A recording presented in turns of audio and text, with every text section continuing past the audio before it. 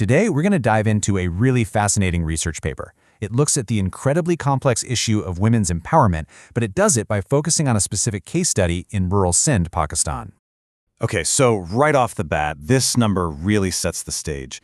Out of 149 countries in the Global Gender Equality Report, the source material places Pakistan at 142.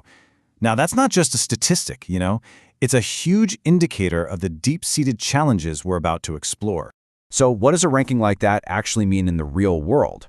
Well, the paper shows it boils down to some pretty significant gaps for women in many different parts of life. Let's take a look at the big picture. Let's break that down a little. The country ranks 146th when it comes to economic participation and opportunity. That points to some massive barriers for women trying to enter the workforce. And in political involvement, it's 97th, which shows that women are seriously underrepresented in the very places where laws and policies get made.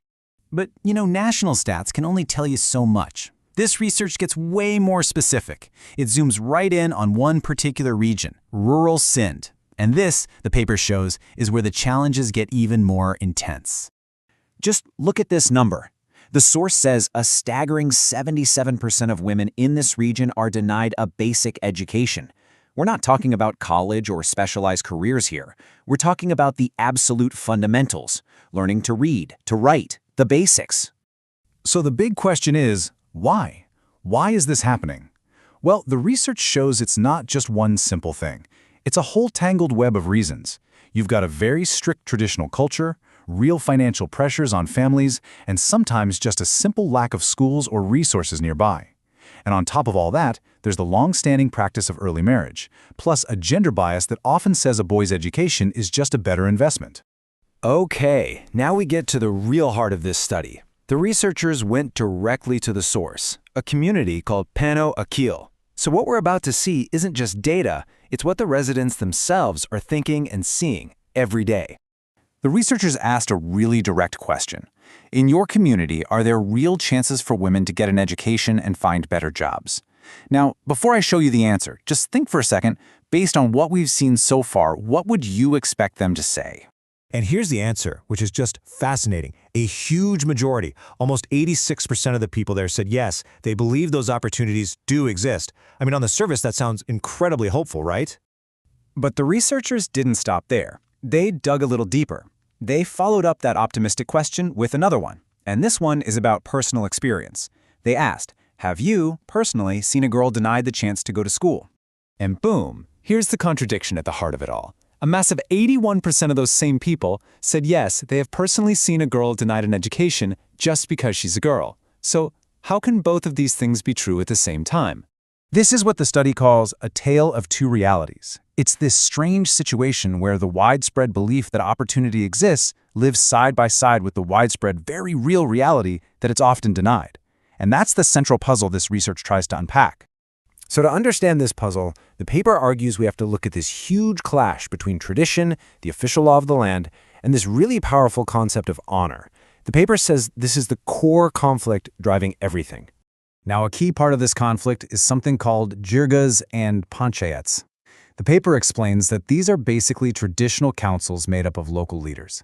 And they act like a kind of parallel justice system, making decisions based on old cultural norms, which don't always line up with the country's formal legal system. And what do the people in Pano Akil think about them? Well, the survey showed that almost 43% of residents said these traditional practices affect women's rights and safety a lot.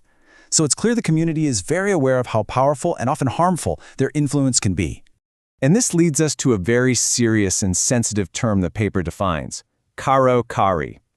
This is the local name for what's often called honor killing.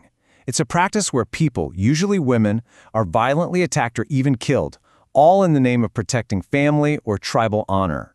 And get this, the study found that a full 2/3 of the community knows about this practice. This isn't some secret, hidden thing.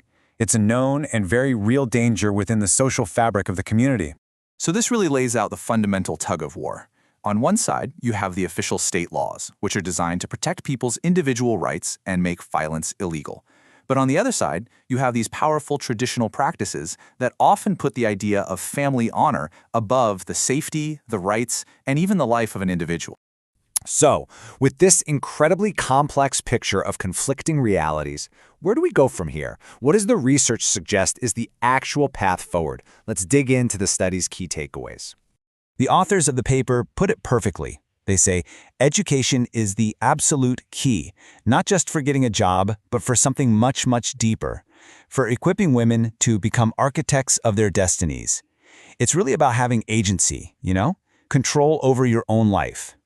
So, the study really points to these core challenges. It all boils down to bridging that huge gap between what people believe is possible and what's actually happening. That means finding ways to counter the influence of those parallel justice systems, removing the barriers to education, and, this is a big one, making sure the pro-women laws that are already on the books are actually enforced. And that really leaves us with this final, crucial question that this research just forces us to think about. The data shows the community knows their problems. They see girls being kept from school. They know about karo-kari. They feel the impact of traditional justice. So the ultimate question isn't really about awareness anymore. It's about this.